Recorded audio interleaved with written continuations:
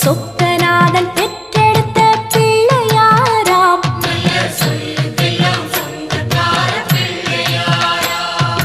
கைலாய மலைய விட்டு தெற்கே வந்தாராம். இந்த பிள்ளையார் பட்டி கண்டு இருந்து விட்டாராம்.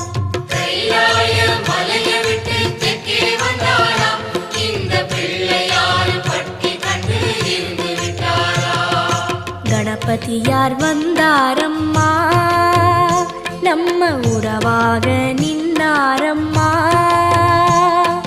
கணபதியார் வந்தாரம்மா, நம்ம உறவாக நின்னாரம்மா. சொக்க